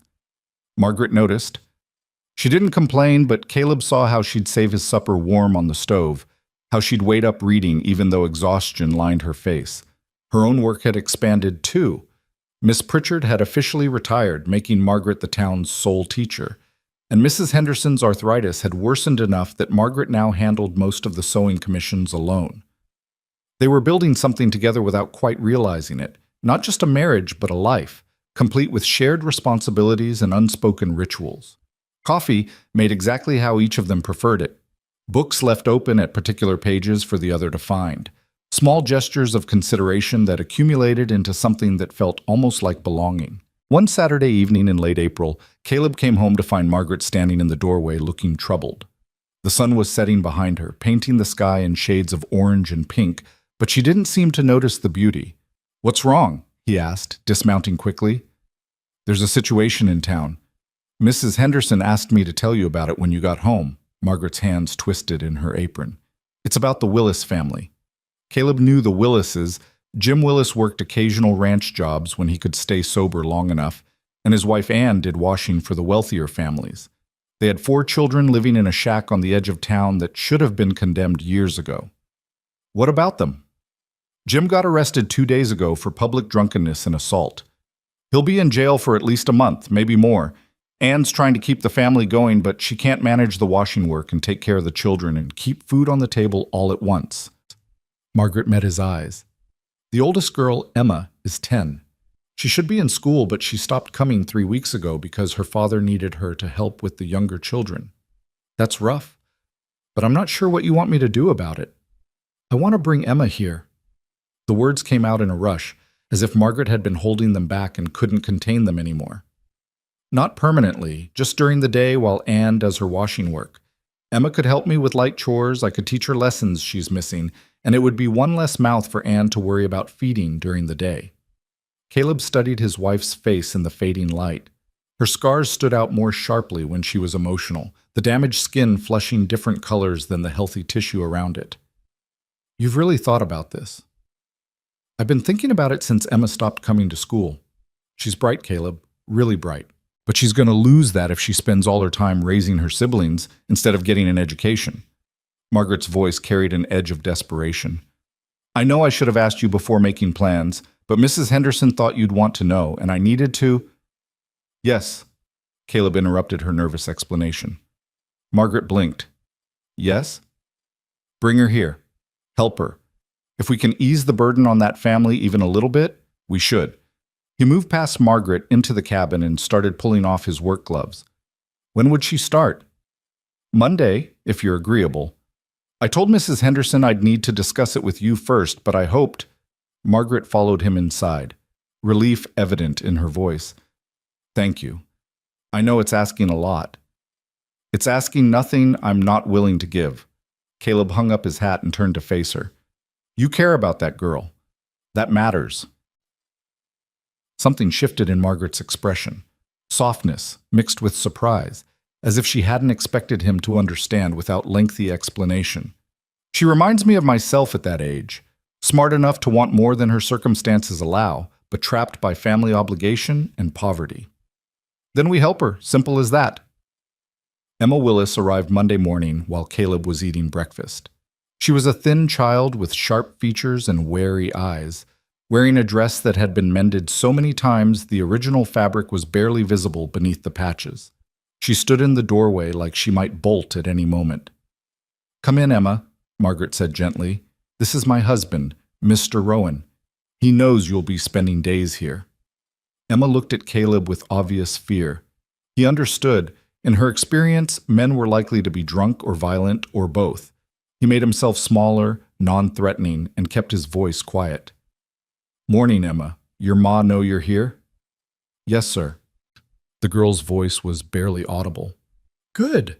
Mrs. Rowan tells me you're a fine student. That true?" "I like learning, sir. When I can." "Well, you'll get plenty of opportunity here." Caleb finished his coffee and stood, moving carefully to avoid startling her. "I've got to get to work, but you listen to Mrs. Rowan and help her with whatever she needs. Understood?" "Yes, sir." Margaret walked him to the door. "Thank you," she said quietly, "for understanding why this matters." "You've got a good heart, Margaret. I'm learning not to be surprised by that." Over the following weeks, Emma became a fixture in their home. She arrived each morning and stayed until late afternoon, helping Margaret with cooking and cleaning while Margaret taught her reading, arithmetic, and history. The child was hungry for knowledge, absorbing everything Margaret offered and asking for more. Caleb watched his wife transform in Emma's presence. Margaret had always been capable and strong-minded, but with the girl she became softer somehow, patient with mistakes, generous with praise, fierce in her determination to give Emma opportunities the child had never imagined possible. One evening, Caleb came home to find them sitting together at the table, Margaret's hand covering Emma's smaller one while the girl cried quietly. Margaret looked up when he entered, and he saw fury in her eyes, cold, controlled, and absolute. "What happened?" he asked. "Emma's father came home today, drunk. He hit Anne and told Emma she couldn't come here anymore because he needed her at home to take care of the children." Margaret's voice was steady, but her hand trembled slightly where it held Emma's. "Anne sent her here anyway, said she'd deal with Jim, but Emma's terrified he'll hurt her mother for defying him." Caleb felt anger kindle in his chest. He'd known Jim Willis was a drunk, but he hadn't realized the man was violent toward his family. Where is he now? Probably at the saloon, spending what little money Anne earned from washing. Caleb grabbed his hat. "I'll be back." "Caleb," Margaret started to rise. "Stay with Emma. I'm just going to have a conversation." He found Jim Willis exactly where he'd expected. At the saloon, 3 drinks deep and getting louder with each one. Willis was a big man gone soft around the middle, with the red nose and broken veins of a dedicated drinker. He looked up when Caleb approached, and wariness flickered across his bleary face. "Rowan, don't often see you in here." "I'm not here to drink." Caleb kept his voice low, aware of the other patrons watching with interest. "I'm here to talk about Emma." "My daughter's none of your business. She's been coming to my home for schooling. That makes her my business." Caleb moved closer, using his height to advantage. "I heard you told Anne that Emma can't come anymore." "Damn right I did. She's got responsibilities at home. Can't be wasting time on reading and such when there's real work to be done. Education isn't a waste. It's the only way Emma's going to have a better life than this." Caleb gestured at the saloon, at Willis himself, a cautionary tale of wasted potential. "You're condemning your daughter to the same poverty you're trapped in." Willis's face darkened. "Who the hell are you to judge how I raise my children? You got no kids of your own, Rowan. You don't understand." "I understand that a real father protects his children, doesn't use them as unpaid labor while he drinks away his wages." Caleb's tone stayed level, but his hands had curled into fists. "And I understand that if you ever lay hands on Anne or those children again, you'll answer to me personally." "That's a threat?" "It's a promise, just like the promise I'm making now. Emma will continue her education whether you approve or not. Anne's already agreed. You can choose to support your family or get in their way, but either way, that girl's getting a chance at something better." Willis half rose from his chair, swaying. "You can't tell me what to do with my own family." Jake Wilson's hand landed heavy on Willis's shoulder, pushing him back down. "He just did. And if you're smart, Jim, you'll listen. Caleb Rowan keeps his promises, good ones and bad ones both." Willis looked between Caleb and Jake, seemed to calculate his odds in a fight, and apparently decided against it. "Fine. The girl can have her damn schooling, But don't come crying to me when she gets ideas above her station and ends up miserable. Caleb left without responding. Outside, the evening air felt clean after the saloon's smoke-filled interior. He stood in the street for a moment, letting his anger cool to something manageable before heading back to the cabin. Margaret was still sitting with Emma when he returned. The girl's tears had stopped, but her eyes were red and swollen. She looked up at Caleb with the kind of desperate hope that made his chest ache. "Your father and I had a conversation," Caleb said carefully. "He's agreed you can continue your schooling here. Your ma already approved, and your pa won't stand in the way." Emma's lip trembled. "You're sure? He won't hurt ma for sending me?" "I'm sure. And if he tries anything, he knows he'll answer to me." Caleb crouched down so he was at Emma's eye level. "You're a smart girl with a bright future ahead of you. Don't let anyone, including your father, make you believe otherwise." After Emma left for home, Margaret turned to Caleb with an expression he couldn't quite read. "What did you say to Jim Willis?" "Just that Emma deserves a chance at education, and he needs to stop being an obstacle to his family's well-being." "It was more than that. Emma said you looked like you were ready to fight him." "Well, I was ready to fight him if necessary. He's a drunk who hits his wife and steals opportunities from his children. Men like that need to understand there are consequences." Caleb met Margaret's eyes. "I meant what I said in my letter. I won't raise a hand to you, and I won't stand by while other men abuse women or children. That's not negotiable." Margaret was quiet for a long moment, studying him in the lamplight. Then she crossed the space between them and did something she'd never done before. She reached up and touched his face, her scarred hand gentle against his cheek. "Thomas chose well when he asked you to keep his promise," she said softly. "You're a better man than you give yourself credit for." The touch lasted only a moment before she pulled away, but Caleb felt it like a brand, warm and startling and significant in ways he couldn't articulate. Something had shifted between them, some invisible barrier dissolving. That night they laid in the shared bed as they had for weeks now, but the careful distance they'd maintained felt different. Margaret's breathing didn't immediately even into sleep. Instead, she spoke into the darkness. "Can I ask you something personal?" "Yes." "Why did you really swear off marriage?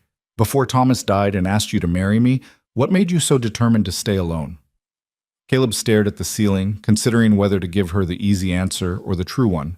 Margaret had been honest with him from the beginning. She deserved the same. "My parents," he said finally. "They married young because my mother was pregnant. Neither of them wanted the marriage, but it was expected, so they went through with it. Then they spent the next 20 years making each other miserable. My father drinking to escape, my mother bitter about everything she'd given up, both of them using me as a weapon against the other." He paused, old memories surfacing like stones from deep water.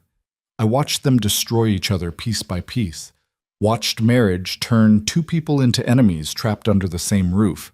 I decided early on that I'd never put myself in that position, never marry unless I was certain it would be different. And I was never certain, so I never married. Until Thomas asked you to. Until Thomas asked me to, and I said yes because I owed him, but also because I was scared, terrified actually." Caleb turned his head to look at her in the darkness. "Scared I'd become my father. Scared I'd make you as miserable as my mother was." Margaret was quiet for a moment. "And now? Are you still scared?" "Sometimes, but less than I was." He reached out tentatively and found her hand in the darkness, lacing his fingers through hers. "You're not what I expected, Margaret. You're stronger and more capable and more understanding than anyone I've known. Being married to you doesn't feel like a trap. It feels like—" He struggled for words and Margaret finished for him. "Partnership, like we agreed." "Yes, but also something more than that. Something I didn't know I was missing until you arrived." Her hand tightened on his. "I feel that too. When I first came here, I was prepared to maintain careful distance. To be your wife in name and partnership, but nothing deeper. I thought that would be safer, less complicated." She shifted closer, her shoulder touching his. "But you make it impossible to maintain distance. You're kind when I expect cruelty, understanding when I expect judgment, protective when I expect indifference." You defend a child who isn't yours and respect a wife you didn't choose. That's not obligation anymore, Caleb. That's character. They lay together in the darkness, hands clasped, shoulders touching, the closest they'd been since the brief kiss at their wedding. Caleb felt his heart beating hard against his ribs, felt the warmth of Margaret's body beside him, and realized with startling clarity that he wanted this marriage to be real. Not just a promise kept or a partnership maintained, but something chosen and mutual and lasting. "Margaret," he said quietly, "I need to tell you something." "What?" "When I married you, it was because I gave Thomas my word. But if I were choosing now, knowing you, understanding who you are, I'd still choose to marry you. Not from obligation, but because I want to." He felt her go still beside him. "What are you saying?" "I'm saying this marriage started as a promise to a dying friend, but somewhere along the way it became something I want for myself. You're my wife, Margaret, and I'd like, if you're willing, for that to mean something more than practical partnership." "More like what?" Her voice was careful, guarded. "More like people who choose each other, who build a life together, not because they're obligated to, but because they want to." Caleb rolled onto his side to face her in the darkness. "I'm not promising romance or grand passion. I don't know how to give you those things, but I can promise devotion and loyalty and the kind of love that's built on respect and shared purpose. If that's enough for you, then I'm offering it." Margaret was quiet for so long that Caleb began to think he'd miscalculated badly. Then she spoke, her voice thick with emotion. "When I came west, I didn't expect to be happy. I expected to survive, to build a life that was better than the mills, but not necessarily joyful. I expected partnership and respect, but not affection." Her hand found his face in the darkness, tracing the line of his jaw. "You've given me all of that plus something I didn't know I needed. Someone who sees me as I am, scars and sharp edges and all, and values me anyway. That's more than enough, Caleb. That's everything." He kissed her then, properly this time. Not the brief ceremonial kiss from their wedding, but something real and wanting. Margaret kissed him back with equal intensity, her scarred hands tangling in his hair, her body pressing close against his. They came together with the pent-up need of two people who'd been carefully maintaining distance for months, finally allowing themselves to acknowledge what had been building between them. Afterward, they lay tangled together in the darkness, Margaret's head on Caleb's chest and his arms wrapped around her. He could feel her breathing gradually slow, could feel the tension leave her body as exhaustion claimed her. Before she slipped into sleep, she murmured something that made his chest tighten with unexpected emotion. "I choose you too, Caleb, not because of any promise, but because of who you are." He held her while she slept, staring at the cabin ceiling and thinking about promises made in storms and the unexpected ways life could transform obligation into something precious. He'd married Margaret to honor a dying friend's request, but somewhere between that frozen promise and this warm reality, she'd become more than a duty kept. She'd become someone he couldn't imagine living without. The next morning brought rain, soft and steady, the kind that would green up the range and fill the streams. Caleb woke to find Margaret already up, standing at the window watching water run down the glass. She turned when she heard him move, and her expression was different than it had been yesterday, open, unguarded, showing a vulnerability she'd never revealed before. "Morning," she said softly. "Morning." He joined her at the window, wrapping his arms around her from behind. She leaned back against him, and they stood together watching the rain transform the landscape. "What are you thinking about?" "How strange life is. 6 months ago I was working in a mill, planning to marry a man I'd never met because it was better than the alternative. Now I'm standing in Wyoming with a husband I've actually chosen, watching rain fall on land that feels like home." She turned in his arms to face him. "I'm thinking about how grateful I am that Thomas asked you to keep his promise, and how grateful I am that you're the kind of man who keeps his word. I'm grateful, too, for Thomas's request, for your courage in coming west, for the chance to build this life with you." Caleb kissed her forehead, her scarred cheek, her mouth. "I love you, Margaret. I should have said it last night, but I'm saying it now." Tears welled in her dark eyes. "I love you, too, and I'm choosing to stay. Not because I have to, but because I want to. Because this life we're building together is better than anything I imagined possible. They stood together at the window while rain fell steady and soft, washing the world clean and new. Outside, spring was transforming Wyoming into something beautiful. Inside, two people who'd started as strangers were discovering what it meant to choose each other freely, to build love on a foundation of respect and shared purpose, to transform a promise made in death into a life celebrated with each ordinary, precious day. The rain continued through the morning, turning the roads to mud and keeping everyone indoors except those with pressing business. Caleb sent word to the ranch that he wouldn't be coming in, the first time he'd voluntarily missed a day of work in 15 years. Samuel Garrett sent back a note saying he understood, with a postscript that made Caleb smile despite himself. "About time you took a day for your wife."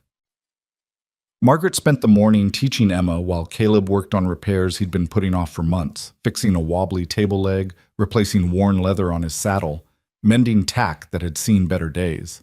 He worked within earshot of Margaret's lessons, listening to her patient explanations of fractions and her gentle corrections when Emma made mistakes. The girl was flourishing under Margaret's attention, growing bolder in her questions and more confident in her abilities.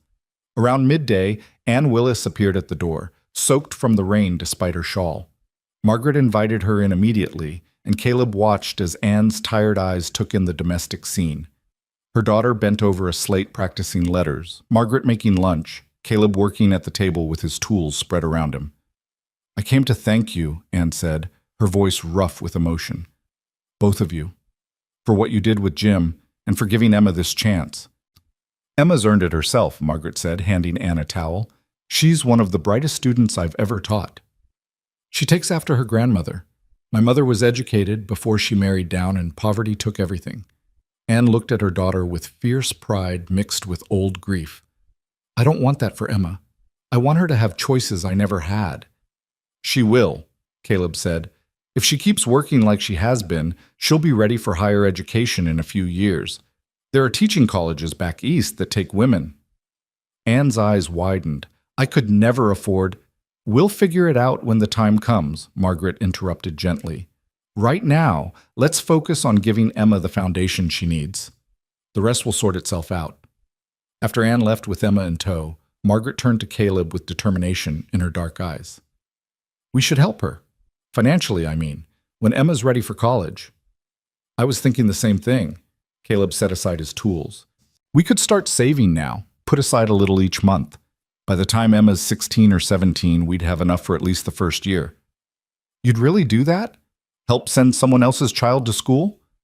"She's not just someone else's child anymore. She's part of our life now, part of what we're building together." Caleb reached for Margaret's hand. "Besides, giving Emma opportunities is a way of honoring Thomas. He believed in helping people build better lives. That's what he was trying to do for you when he sent those letters. Helping Emma continues that legacy." Margaret's eyes filled with tears. "I wish I could have met him, known the man who brought us together. He would have liked you.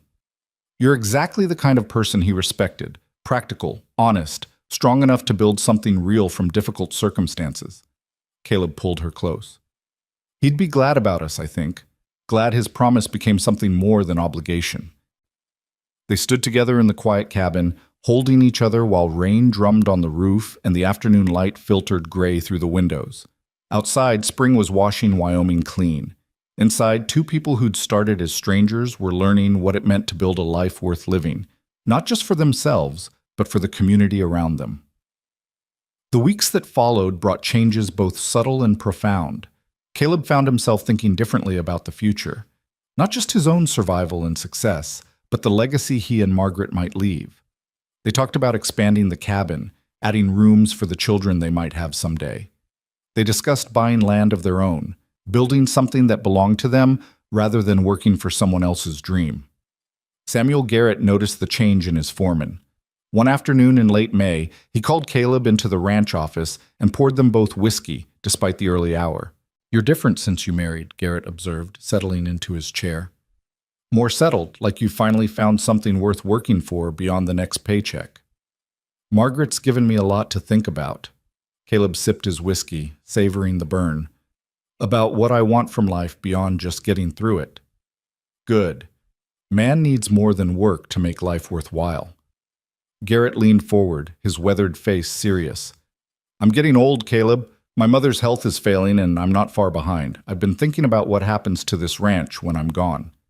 Caleb felt something shift in the air between them. Sir? I've got no children, no close family who'd want to take over a Wyoming cattle operation, but I've got a foreman who's run this place better than I could for the past decade. Garrett met Caleb's eyes. I'm proposing a partnership.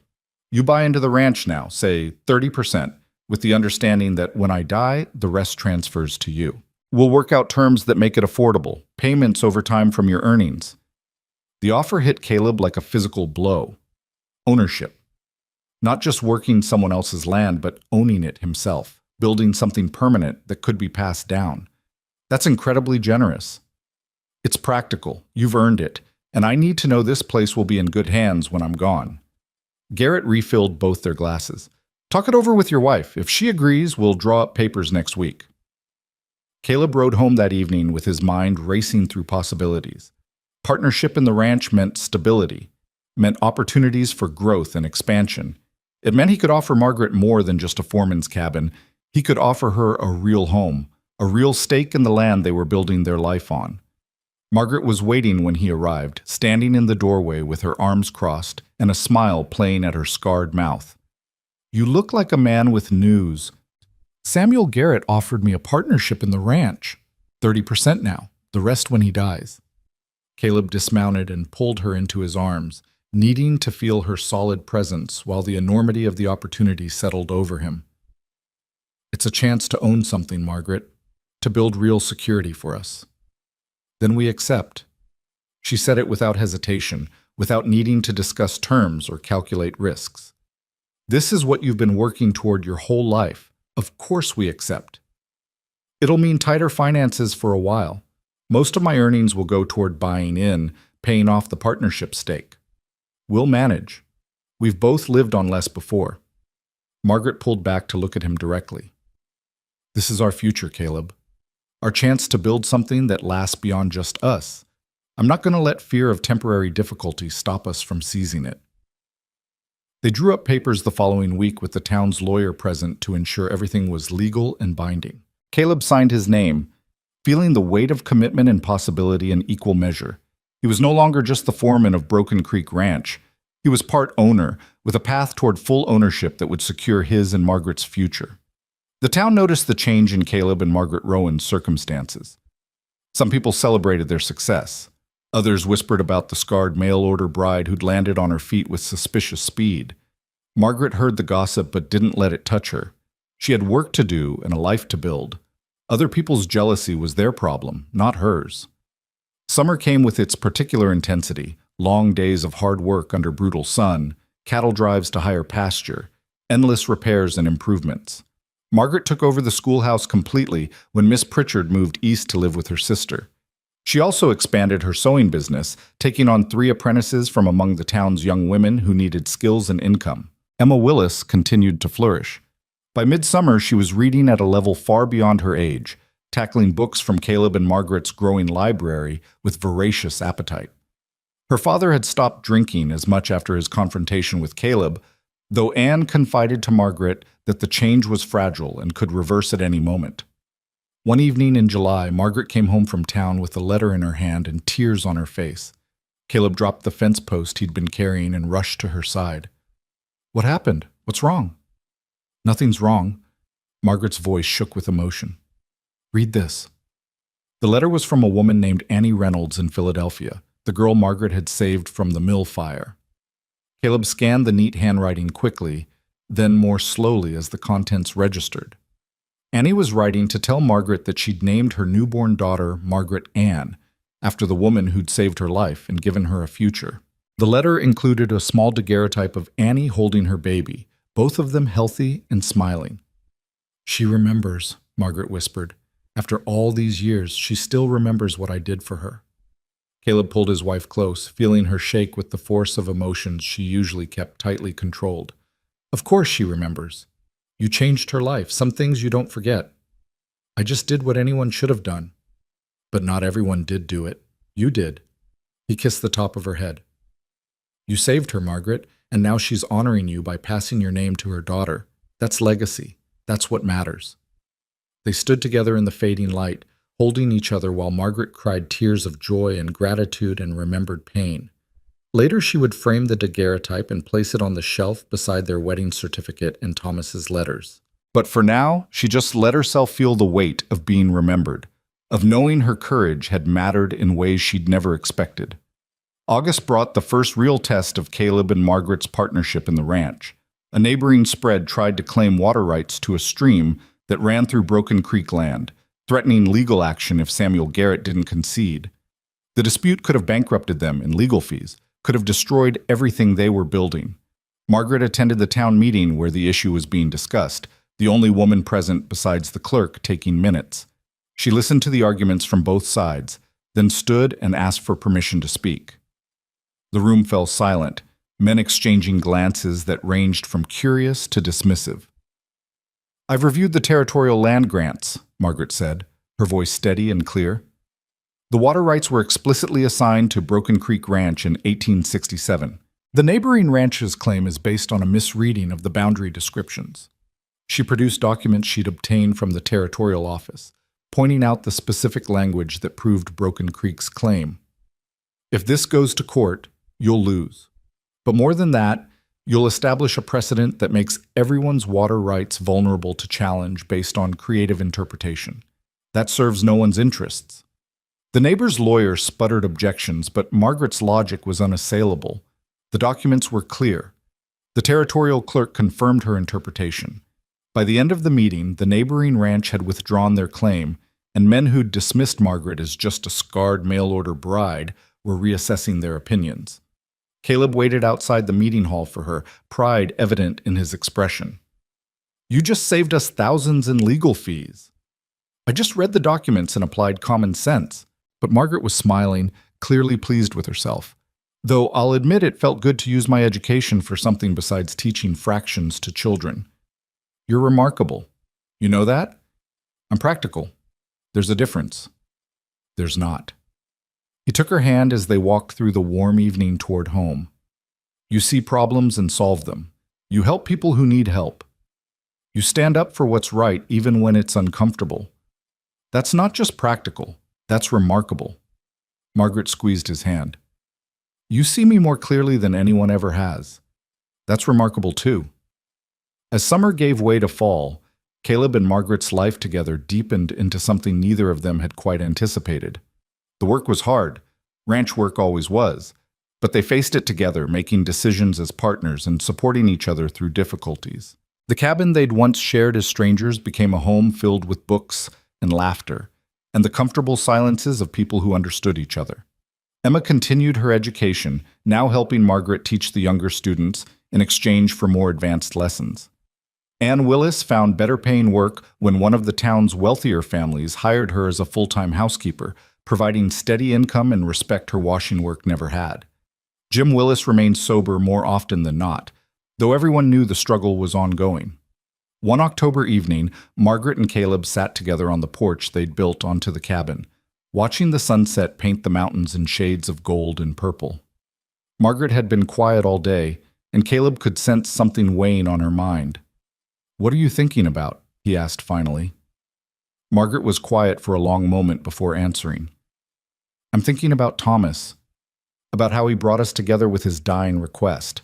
I'm thinking that I should be sad I never got to meet him, but instead I'm just grateful."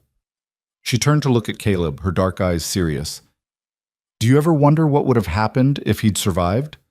If you hadn't had to keep that promise?" "Sometimes," Caleb admitted, "but I don't think it changes anything important. Thomas saw something in you through your letters, something real and valuable. And he knew me well enough to understand that if I gave my word to marry you, I'd treat you with respect and honesty. He wasn't wrong about either of us." "No, he wasn't." Margaret leaned against Caleb's shoulder. "I think he knew exactly what he was doing when he asked you to keep his promise. He was giving us both a chance at something better than we'd have found on our own. Maybe. Or maybe he just trusted that two practical people would figure out how to build something real from an impossible situation." Caleb wrapped his arm around her. "Either way, I'm grateful. I'm for his request, for your courage in accepting it, for everything that's come from that promise made in a blizzard." They sat together as darkness fell and stars emerged one by one in the vast Wyoming sky. Inside the cabin, lamps waited to be lit and supper waited to be made. But for now, they stayed where they were, two people who'd started as strangers and become something far more precious. Partners, lovers, friends who'd chosen each other freely and built a life worth living from the ashes of grief and the foundation of kept promises. Winter returned with the first snow in early November.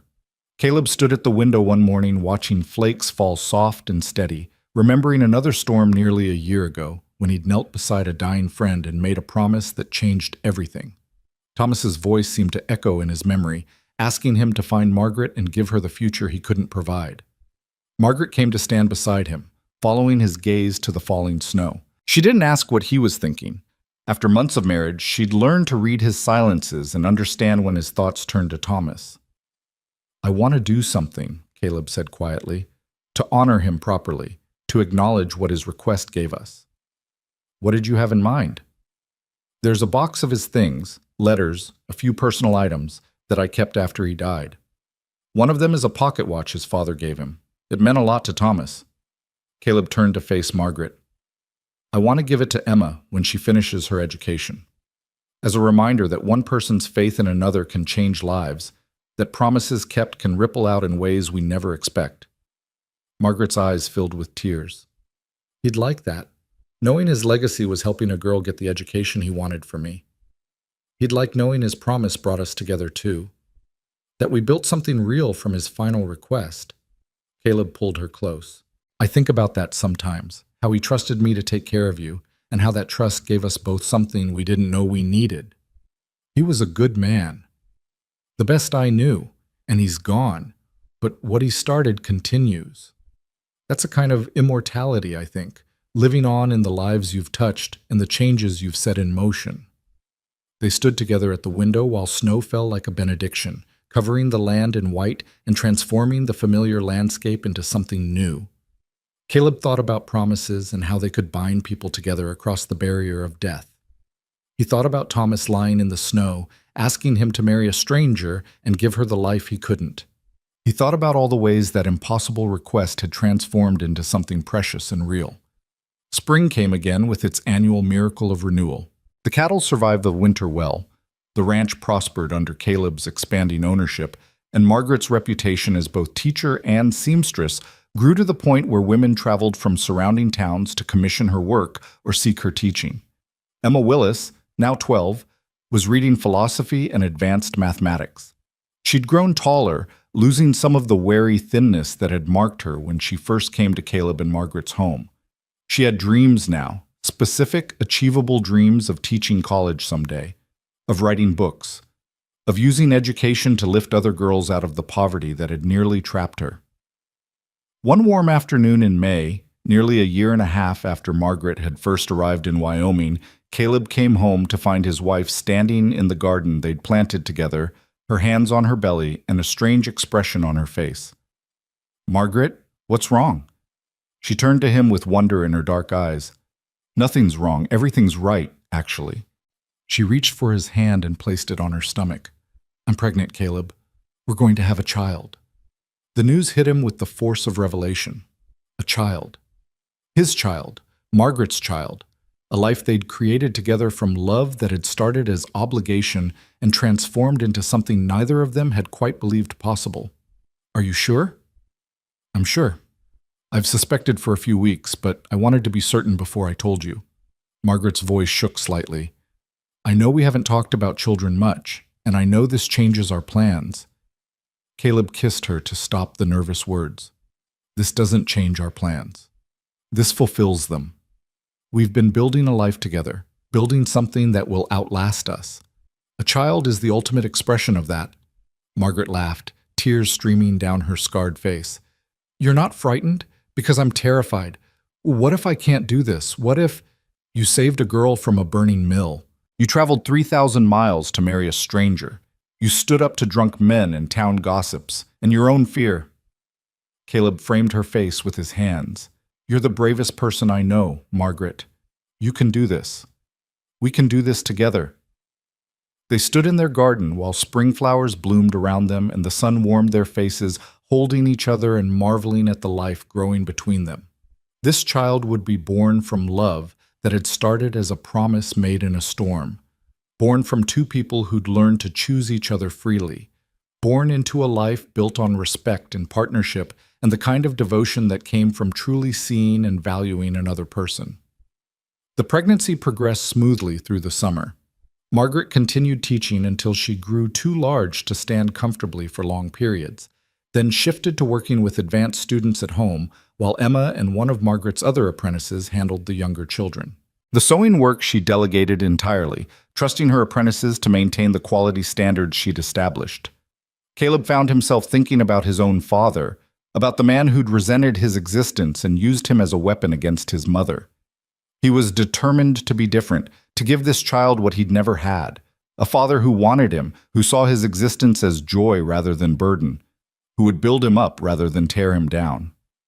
One evening in late August, with Margaret's belly round and the baby kicking visibly beneath her dress, Caleb finally opened Thomas's box of belongings.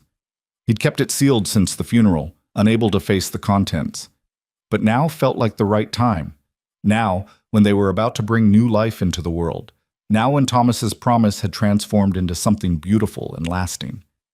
Inside were letters, including some Margaret had written that Thomas never got to answer.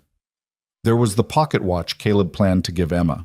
There was a small leather journal where Thomas had documented his plans for the ranch he had hoped to build with Margaret. And there, at the bottom, was something Caleb hadn't expected.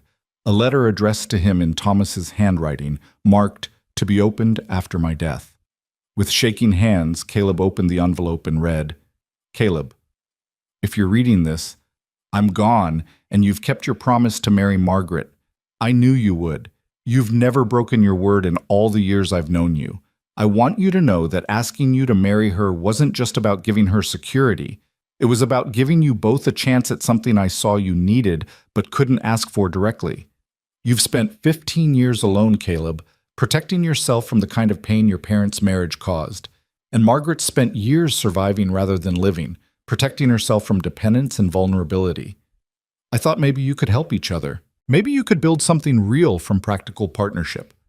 Maybe you could learn to trust again, both of you. If I'm wrong, if this letter finds you trapped in a miserable marriage you only kept out of obligation to me, I'm sorry. But I don't think I'm wrong. I think you'll be good for each other. I think you'll build something worth having. Take care of her, Caleb. Take care of yourself. And don't waste time on guilt or regret. I live my life the way I chose to live it. And if it ended sooner than expected, that's not your fault or anyone's. That's just life on the frontier. Your friend always, Thomas." Caleb read the letter 3 times, tears blurring his vision. Thomas had known. Somehow he'd known that Caleb and Margaret would be good for each other, that they'd build something real from the impossible circumstances of his dying request. He'd engineered their meeting not just to protect Margaret, but to give them both a chance at the kind of life neither had believed possible. Margaret found him sitting with the letter, and he handed it to her without speaking. She read it slowly, her own tears falling onto the paper. When she finished, she sat beside him and took his hand. "He gave us a gift," she said softly. "Not just the marriage itself, but the chance to discover what we could become together. We thought we were honoring his promise, but really he was honoring us, trusting us to find each other. I wish he could see what we've built, see the baby coming, see Emma's success, see how his promise transformed into all of this." "Maybe he can." Margaret placed Caleb's hand on her belly, where the baby was moving. "Maybe that's what legacy means. Living on in the lives you've touched and the futures you've made possible. He's part of this child, part of Emma's education, part of everything we've become. That's a kind of immortality." Their daughter was born on a cold October morning, arriving fast and healthy with a cry that filled the cabin with sound and life. Margaret labored hard but well, supported by the midwife and by Caleb's steady presence. When the baby was finally placed in Margaret's arms, Caleb looked at his wife and daughter together and felt something unlock in his chest. A capacity for love he hadn't known he possessed, a joy so intense it felt almost like pain. "What should we name her?" Margaret asked, exhausted but radiant. Caleb had been thinking about this for months. "I'd like to call her Hope." because that's what she represents. Hope that the future can be better than the past. Hope that promises kept can transform into joy. Hope that two broken people can build something whole together. Margaret smiled through her tears. Hope Margaret Rowan. I like that. They sat together with their daughter, between them, this tiny life they'd created from love that had started as obligation and transformed into something neither of them had quite anticipated. Outside, autumn was painting Wyoming in shades of gold and crimson. Inside, a family was beginning, built on the foundation of a promise made in a storm, sustained by respect and partnership, and blessed with the kind of love that came from truly choosing each other. The years that followed brought their share of challenges and changes. The ranch prospered, expanding under Caleb's ownership until it became one of the most successful operations in the territory. Margaret's school grew to serve children from 3 surrounding towns, and her apprenticeship program helped dozens of young women learn skills that gave them independence and opportunities. Emma Willis went east for college at 16, funded by the education fund Caleb and Margaret had built for her, and returned 5 years later with teaching credentials and plans to start a school for girls from poor families. Jim Willis died in Margaret and Caleb's 5th year of marriage, his liver finally giving out after too many years of abuse. Anne remarried a year later to the town's carpenter, a kind man who treated her and her remaining children with the respect Jim never had. At the wedding, Anne sought out Margaret and Caleb to thank them again for saving Emma's future. "She's everything I hoped she'd be," Anne said, tears in her eyes, "and it's because you believed in her when her own father couldn't." Samuel Garrett passed peacefully in his sleep 7 years after offering Caleb the partnership, leaving Broken Creek Ranch entirely in Caleb's hands as promised. Caleb ran it with Margaret's partnership and counsel, making decisions together about expansion and improvement, building something that would last beyond their own lives. More children came, 2 sons and another daughter, each one healthy and loved and raised to understand that promises mattered, that respect was the foundation of all relationships, and that partnership built on honesty was worth more than romance built on illusions. On the 10th anniversary of their marriage, Caleb and Margaret stood together in the spot where he'd first brought her home as his wife. The cabin had been expanded into a proper house now, with rooms for their growing family and space for the life they'd built together. The land around them showed the marks of their stewardship: improved pastures, new buildings, fences that ran straight and true across acres they owned outright. "Do you ever regret it?" Caleb asked, pulling Margaret close. "Coming west to marry a stranger based on a dying man's promise?" Margaret looked up at him, her scarred face as beautiful to him now as any face he'd ever seen. "Not for a single moment. Coming here was the bravest thing I ever did, and marrying you was the smartest. Everything good in my life comes from that decision. Everything good in mine comes from Thomas's request and your courage in accepting it." Caleb kissed her forehead. "We started with a promise made in a storm. We built something that's weathered every storm since." Not just weathered, thrived. Margaret gestured at their land, their home, their life together. "We took impossible circumstances and transformed them into something beautiful. That's not just surviving, that's victory." That night, after their children were asleep and the house was quiet, Caleb took Thomas's pocket watch from the box where he'd kept it safe for a decade. He'd given it to Emma at her college graduation as planned, but she'd insisted on returning it when she came home to start her school, saying it belonged with the family that had honored Thomas's memory by building something beautiful from his final request. Caleb held the watch in his hand, feeling its weight, thinking about the man who'd owned it and the promise that man had extracted in a Wyoming blizzard. Thomas had been gone for more than a decade now, but his presence was still felt in every aspect of Caleb and Margaret's life together. The promise he'd requested had rippled out in ways none of them could have predicted, saving Emma's future, building a prosperous ranch, creating a family, establishing schools and opportunities that would benefit the community for generations. Margaret came to stand beside him, following his thoughts as she so often did after years of marriage. "He'd be proud of us." "I hope so. I hope he knows what his promise became." "I think he does. I think that's what it means to keep a promise, to let it grow beyond the original words into something larger and more beautiful than anyone imagined." Margaret took the watch from Caleb's hand and set it on the shelf beside their family photographs. He asked you to give me a future. Instead, you gave us both one. That's more than keeping a promise. That's honoring it. They stood together in the quiet house they'd built from obligation and transformed into home. Outside, Wyoming stretched vast under stars that had witnessed a promise made in death and kept in life. Inside, two people who'd started as strangers held each other, grateful for storms and promises and the unexpected ways love could grow from the least likely soil. The promise made in that long-ago blizzard had been kept, not just in letter, but in spirit, not just in obligation, but in joy. Thomas Brennan had died asking his friend to marry the woman he'd promised a future, and that friend had kept his word. But more than that, Caleb Rowan had taken an impossible request and transformed it into something precious, a life built on respect and partnership, a love grown from honesty and shared purpose, a legacy that would outlast them all.